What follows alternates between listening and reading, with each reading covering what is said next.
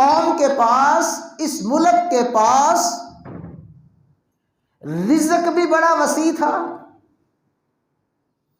اور امن اور سکون اور اطمینان بھی اللہ تعالیٰ نے اس قوم کو ایسا عطا فرمایا تھا، کسی قسم کا ڈر، کسی قسم کا خوف اس قوم کے پاس گزر کے بھی نہیں جاتا تھا۔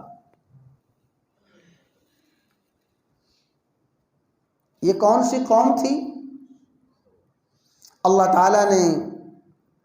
تفصیل کے ساتھ اس کا ذکر فرمایا،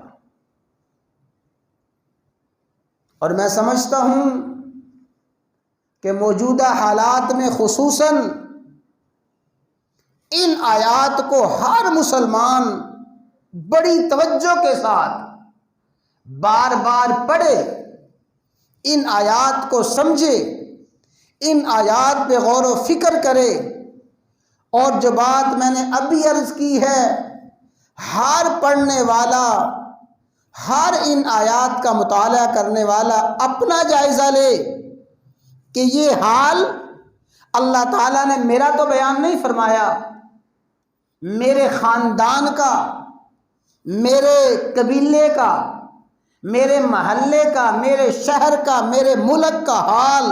اللہ تعالیٰ نے بیان تو نہیں فرمایا۔ ان آیات کو پڑھتا جائے، اپنا جائزہ لیتا جائے، موجودہ حالات کو دیکھتا جائے، میں سمجھتا ہوں اگر کوئی بھی مسلمان انتہائی توجہ کے ساتھ، طلب کے ساتھ، تڑپ کے ساتھ غور و فکر کر کے ان آیات کو پڑھے گا، اس کو موجودہ حالات کیوں پیدا ہوئے، اس کے اسباب کیا ہیں، یہ سارے کے سارے سوال اللہ تعالیٰ نے ان آیات میں دے دیے ہیں۔ فرمایا لَقَدْ كَانَ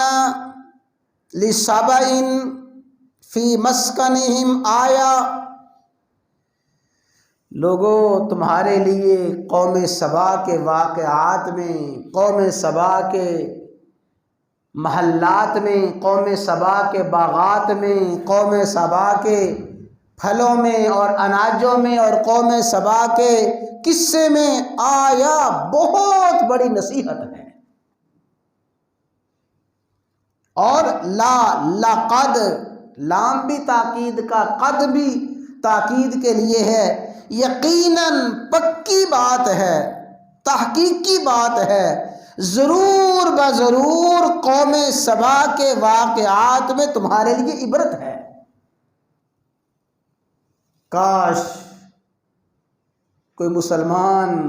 اس واقعات سے عبرت پکڑنے والا ہو، نصیحت پکڑنے والا ہو۔ اللہ تعالی ہمیں اس سے عبرت اور نصیحت حاصل کرنے کی توفیق عطا فرمائے۔